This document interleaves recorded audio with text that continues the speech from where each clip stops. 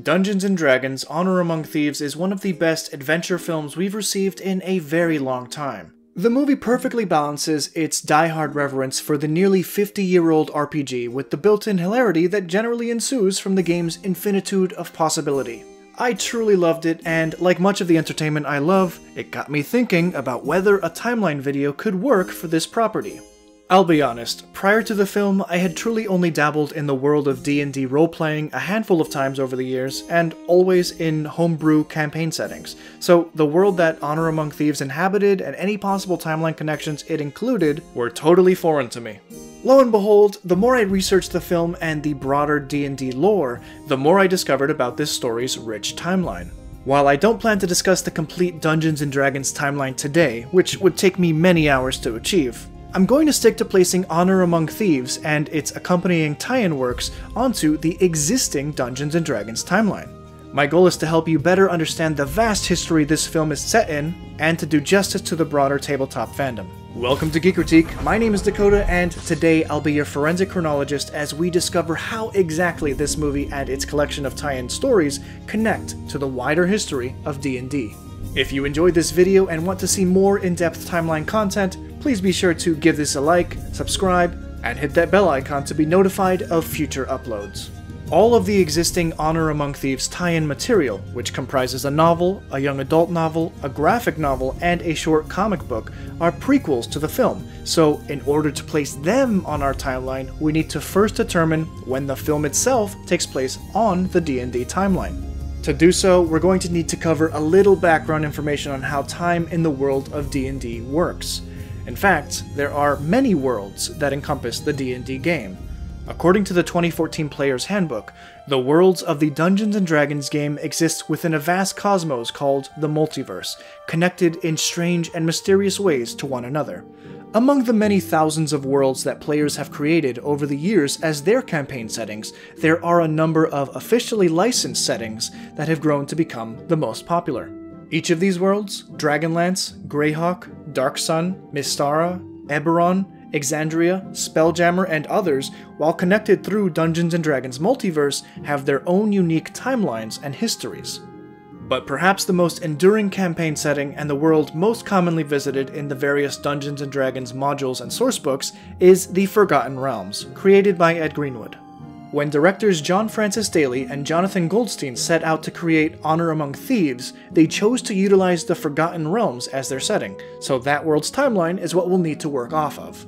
Before I continue, I want to reiterate that while I'm no beginner to fictional chronologies and mapping out timelines, most of my knowledge of Dungeons & Dragons and the Forgotten Realms timeline is based on only a few months' worth of research. Heavy research, yes, but I'm still new to this universe, so please go easy on me if I make a few mistakes. That said, here's a brief rundown of what I've learned about this world's vast and detailed history.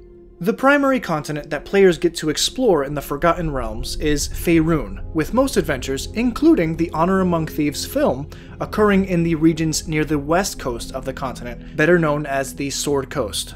Just like in the real world, which has several dating systems like the Gregorian, Chinese, Hebrew, and Hijri calendars, the realms also have a number of calendar systems, but the one most often used to determine years on Faerûn is the Dalereckoning system. The Dalereckoning calendar, or DR, works in a similar way to our Gregorian calendar, which has a center point where we can count forward and backwards from. The earliest DR history, at least to my knowledge, dates back to about -35,000 DR. The latest history, primarily the 14th and 15th centuries DR, span the current years that adventurers have been able to play through the Forgotten Realms alongside the hundreds of campaign modules and sourcebooks that have been released for it. Since the inception of Dungeons & Dragons, there have been a number of iterations and changes to the primary rules of play, and the game has had a number of unique additions as it's evolved over the course of almost 50 years. While the true first edition of Dungeons & Dragons dropped in 1974, the Forgotten Realms were first introduced in 1987 as a setting for play in the advanced Dungeons & Dragons game, which is now colloquially known by fans as First Edition or 1E. At that point in the Forgotten Realms timeline, the game occurred between 1357 and 1358 DR. As the second edition of Advanced Dungeons & Dragons, or 2E, rolled around, the adventures jumped forward to the years between 1367 and 1370 DR. By the time 3rd edition, or 3E, came out, Dungeons & Dragons did away with the advanced portion of their title, and the primary events within the Forgotten Realms at this stage were between 1372 and 1376 DR. Please note that while the main events in Faerûn and the Forgotten Realms up to this point pushed the timeline forward with each D&D edition, there were a number of source books within 2nd and 3rd edition that don't strictly line up within these exact timeframes, in a similar way to how some MCU films don't always take place within a phase's general time period. With 4th edition, or 4E, the Faerûn story jumped forward over 100 years into the future, with stories that ranged the years between 1479 and 1484 DR. The intervening years between 3E and 4E are explored in a number of novels and video games. 5E, or 5th edition D&D, is the most recent major version of the game and has spanned the years between 1485 and 1496 DR. That means the current year within the Forgotten Realms campaign setting, at least as far as the game's sourcebooks are concerned, is about 1496 DR. I know that was a lot, but are you still with me?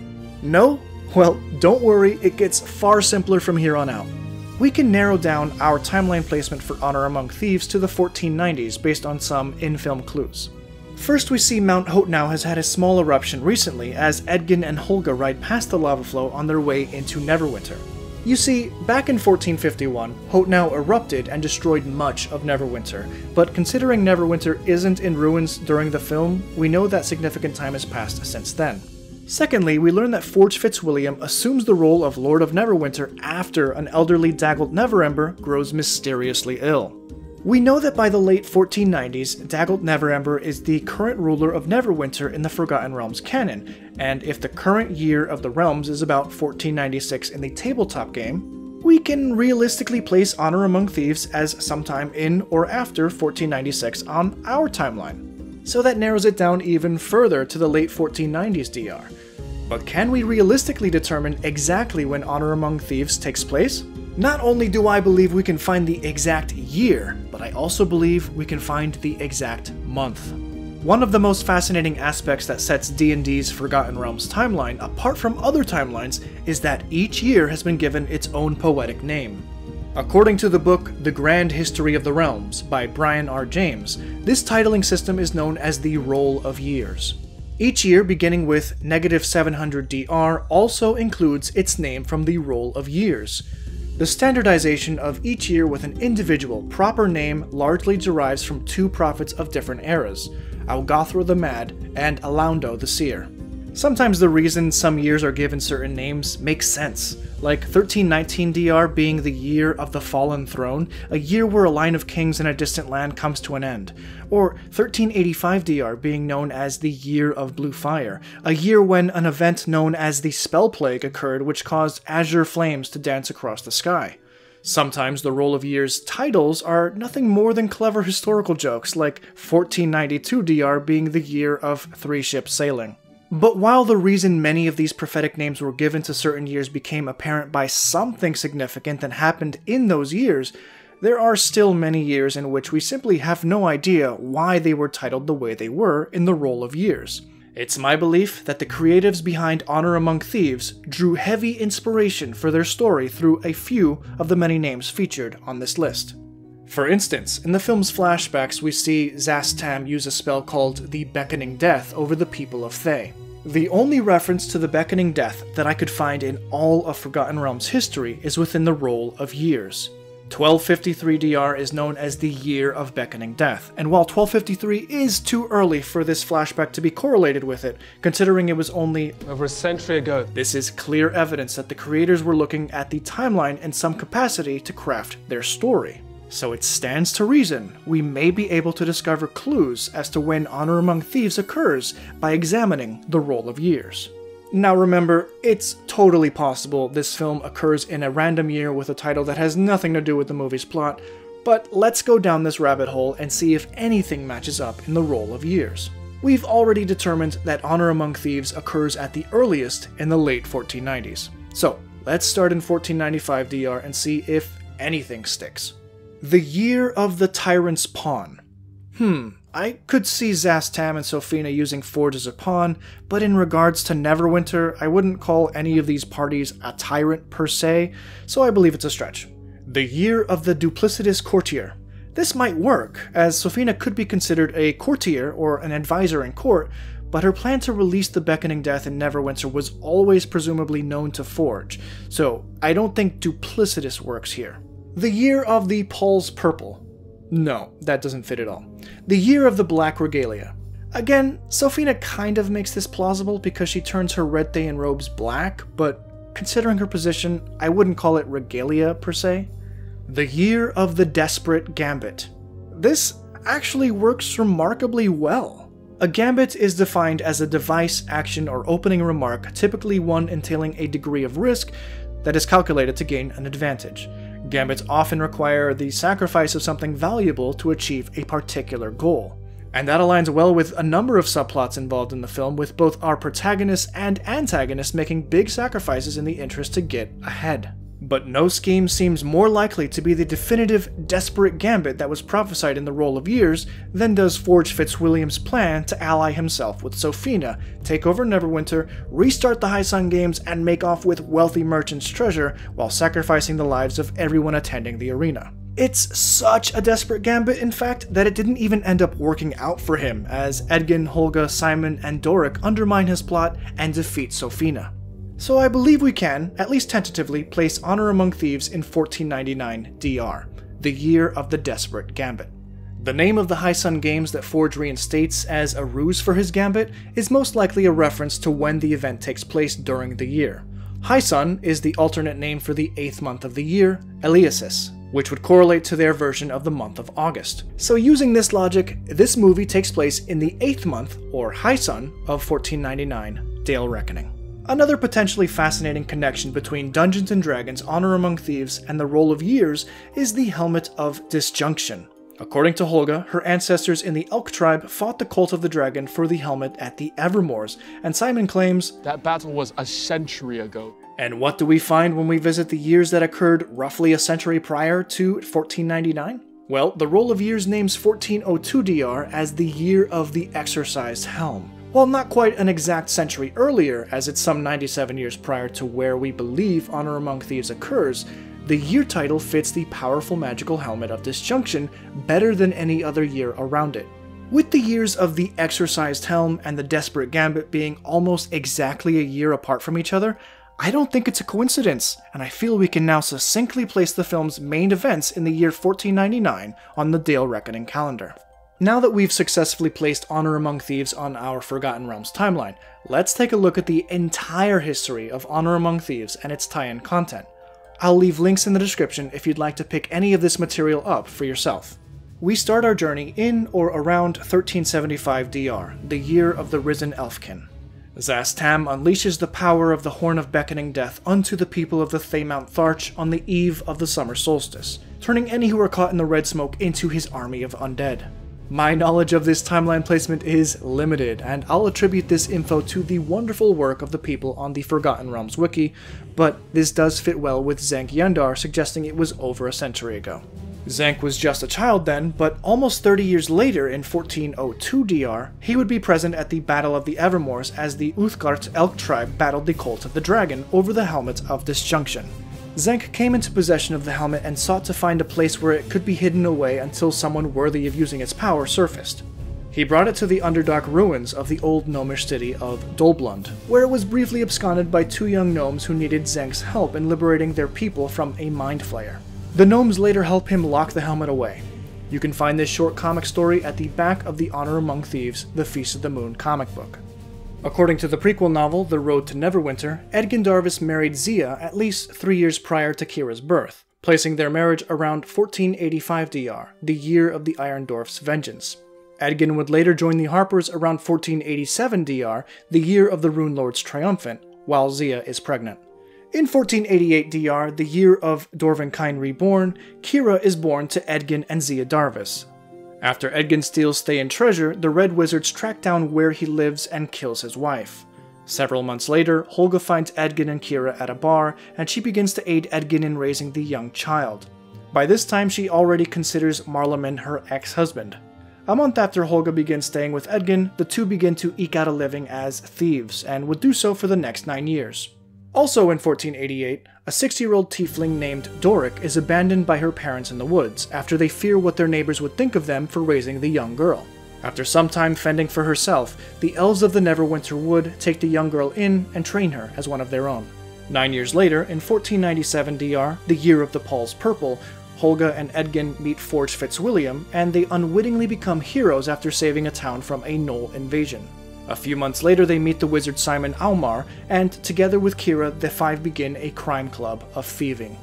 The primary events of the Road to Neverwinter, which is told to Kira as a bedtime story shortly after the events occur, detail the first major job that Edgin and his crew take on, an adventure that ends with the team aiding a powerful dragonborn wizard in his fight against a beholder. Shortly after the Road to Neverwinter, we have the graphic novel adventure The Feast of the Moon, which details an instance where the crew attempts to stop a bandit raiding party, but instead get caught in a Dracolich's lair. The timeline on this one requires you to overlook logic, as the festival the title references, The Feast of the Moon, is an end-of-year holiday and doesn't line up with the requisite 2 years in prison ending in time for the High Sun Games in the film. It's best to just place it mid-year 1497 DR, shortly after the Road to Neverwinter, but it does highlight Edgin and Kira's bond as father and daughter beginning to weaken as Edgin becomes increasingly involved in his work. Shortly after these two tie-in titles, Edgin and Holga are double-crossed at Corin's Keep as Lady Sophina places them in a time stop. Simon breaks free, but Edgin and Holga are thrown into the Revel's End prison in Frozenfar, where they would stay for 2 years. Forge would look after Edgin's daughter Kira as if she were his own child from there on out. The primary events of the young adult novel The Druid's Call span the length of most of a year, leading into the events of Honor Among Thieves, but begin with the deforestation of the Neverwinter Wood that was initiated by the new ruler of Neverwinter, Forge Fitzwilliam. It's safe then to suggest that Sophina made Lord Neverember fall ill and Forge took over as Lord of Neverwinter in circa 1498 DR, the year of the Black Regalia. The Druid's Call arrives in 1499 DR and follows Doric the Tiefling as she begins her journey as a druid. It details her life with the elves of the Neverwinter Wood and her travels to join the Emerald Enclave, and how she learned the mysterious ability to wild shape into an owlbear. We also get an early look at Doric and Simon meeting for the first and second time. This book does have some timeline fumbles though, especially in its continuity and consistency with the film's timetable. For instance, it suggests that there was a period of several weeks or more between Simon's meeting back up with Edgin and Holga and their meeting with Doric in the film, but we know this to be impossible because of the urgency seen in the movie. Again, it's easy to overlook and place it just before the events of Dungeons & Dragons Honor Among Thieves. And then finally, around the summer of 1499 DR, Holga and Edgin break free from Revel's End and begin their journey to free Kira from the clutches of Forge Fitzwilliam and Lady Sophina with the help of Simon and Doric. Forge's desperate gambit soon makes itself known to the party as Lady Sophina attempts to use the Horn of Beckoning Death on the people of Neverwinter. And guys, that's it. That's how Honor Among Thieves and its tie-in works best fit into the Forgotten Realms timeline. Patrons get exclusive access to view and download a large version of this timeline PNG, and you can find a link to that in the description below. I have since gotten well into Dungeons & Dragons lore and history and can't wait to start a campaign of my own set in the Forgotten Realms soon. Please find links to buy any books or comics in the description below so you too can dive deeper into the story of Honor Among Thieves and spend more time with these great characters. Also, don't forget to like, subscribe, and hit that bell icon if you want more in-depth timeline content like this. You can check out more of my videos right now. Thanks guys, have a good one.